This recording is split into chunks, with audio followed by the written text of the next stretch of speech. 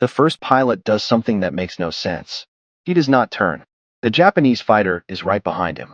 Close. Perfect position. Any instinct, any training from earlier in the war says the same thing. Turn. Tight. Fight. But instead, the American pilot pushes forward. He dives. For a moment, it looks like a mistake. Then the distance starts to grow. October 1942. South Pacific. Near the Solomon Islands. United States Army Air Forces pilots are flying the Lockheed P-38 Lightning. Twin engines. Long range. Heavy. Fast in a straight line. Facing them are Japanese Mitsubishi A6M Zero fighters. Light. Extremely agile. Designed to turn tighter than almost anything in the sky. And early on, that difference is costing lives. Lieutenant Jack Warren grips the controls of his P-38. He has already heard the stories. Pilots who tried to match a Zero in a turning fight did not come back. But training still pulls at him. Instinct still whispers. Turn and fight.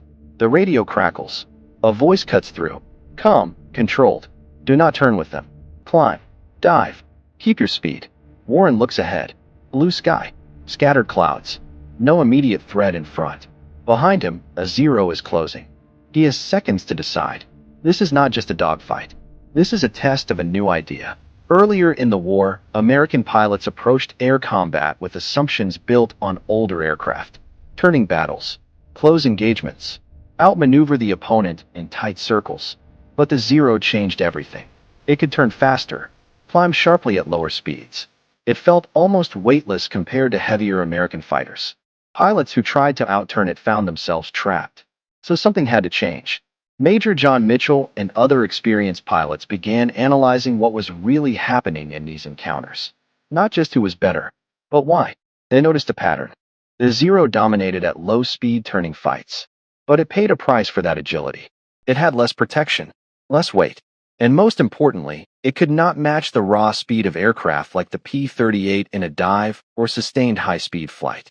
This was not a weakness you could see immediately. You had to create the conditions to expose it. Back in the cockpit, Warren makes his choice. He pushes the nose down. The engines respond instantly. Twin Allison engines pulling the aircraft forward and down. The airspeed begins to climb.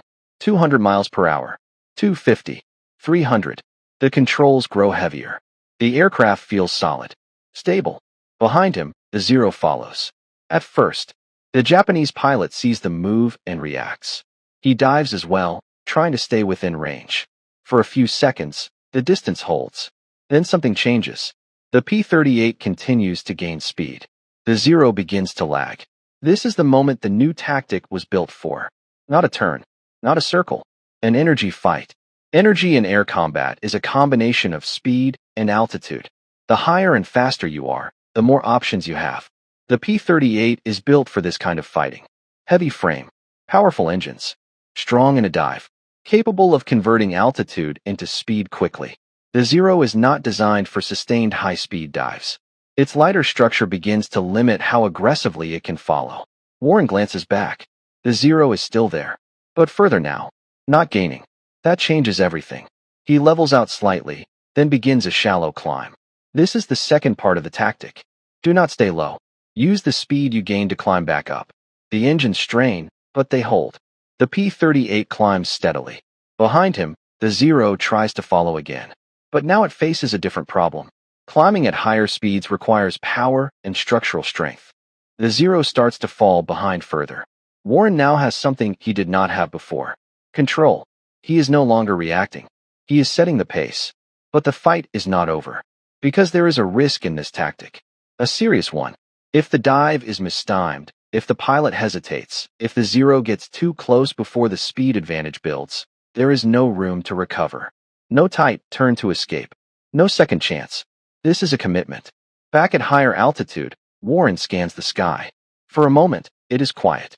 Then he sees it. Another Zero. Above him. Positioned perfectly for an attack. The situation flips instantly. Now he is the one being hunted.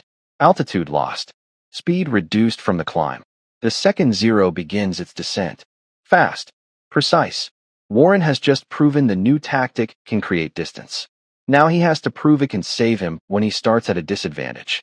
He tightens his grip on the controls. There is no time to think. Only time to act.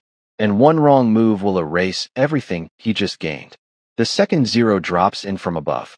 Warren sees it too late to avoid the first move. The Japanese pilot commits to the attack. Nose down. Speed building. The angle is sharp and controlled. This is exactly the position Warren was trying to avoid. Low energy. Climbing. Exposed. For a brief second, instinct returns again. Turn. But he stops himself. Turning here would slow him even more. It would give the Zero exactly what it wants. A close, controlled fight where agility decides everything.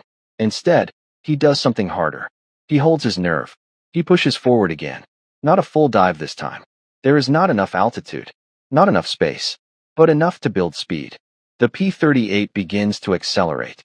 The second Zero fires from distance, trying to force a reaction. The shots pass wide. Warren does not brake sharply. He does not give up his speed. This is the difference. The old instinct would trade speed for position. The new tactic protects speed at all costs. The Zero continues its dive, closing fast. For a moment, it looks like it will reach firing range again. Then Warren makes a small adjustment. He banks slightly. Not a tight turn. Just enough to change direction without bleeding speed. The P-38 holds its momentum. The Zero tries to follow the angle. But at this speed, even a small change forces a larger correction. The distance stops shrinking. Then it begins to grow. Again, this is the hidden advantage of energy fighting. You do not need to outturn the opponent. You only need to deny them the conditions they need. Warren now has a narrow window. Speed is building. The gap is opening. But he is still lower than he wants to be. He makes the next move. A shallow climb, timed carefully. Too steep, and he loses speed. Too slow, and he stays vulnerable. The engines pull. The aircraft responds. The Zero tries to follow one more time. But now the pattern is clear. Every time the fight stretches into speed and vertical movement, the advantage shifts. Every time it compresses into a tight turn, the danger returns. The Japanese pilots were trained to dominate turning engagements. That was where they were strongest.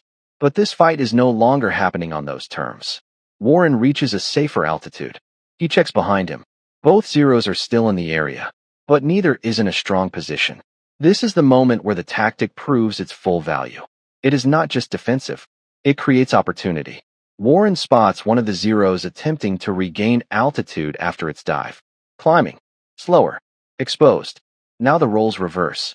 He pushes the nose down again. This time, he is the one above. Speed builds quickly. The P-38 feels stable, almost heavy with momentum. He lines up the approach carefully. No sudden moves. No wasted motion. The Zero pilot sees him and tries to turn away. But the timing is wrong. The speed difference is too great. Warren passes through the attack window in a single, controlled motion. No circling. No prolonged engagement. One pass. Then he is gone. Back into speed. Back into space. He does not stay to confirm anything. That is part of the discipline. The tactic is not about chasing. It is about control. He climbs again. Resets. Looks for the next opening. Below him, the remaining Zero keeps its distance now. The dynamic has changed. The earlier confidence is gone. Because the fight is no longer predictable. This shift did not happen overnight. Across the Pacific, pilots flying the P-38 and other American fighters began adopting these methods. Boom and zoom attacks. High-speed dives. Climbing extensions. They learned to think in terms of energy, not just position. Aircraft like the P-38, the P-47 Thunderbolt, and later the P-51 Mustang were all suited to this style of fighting. They were not designed to outturn the Zero. They were designed to outpace it, outlast it, outcontrol the fight. The Zero remained dangerous. In the right conditions, with the right setup, it could still dominate. But those conditions became harder to achieve. Because American pilots stopped giving them away. Back in the sky over the Solomons, Warren levels off. The immediate danger has passed. Fuel is steady. Engines running clean. He takes a breath. The fight that almost trapped him has instead proven something critical. The new tactic works. Not because it is aggressive, but because it is disciplined. Because it respects the strengths and weaknesses of both aircraft. Because it requires the pilot to resist instinct and trust the system. Strategically, this shift matters more than any single engagement. If American pilots had continued turning with Zeros, losses would have remained high. Air superiority would have been harder to achieve. operations across the Pacific would have faced greater resistance. But by adapting, by changing how they fought, they began to tilt the balance. Not instantly, but steadily. Every engagement like this added up. Every pilot who survived and returned carried the lesson forward. Warren turns his aircraft toward base. The ocean stretches below, calm and endless. Behind him, the sky is empty again. But the change remains. From this point on, the question is no longer whether the Zero can outturn an American fighter. Everyone already knows that answer. The real question becomes something else. Can the Zero force the fight it needs? And more often than before, the answer is no. Because the pilots flying against it have learned something simple. Do not turn. Control the energy. Control the fight. And when they do not just survive. They start to win.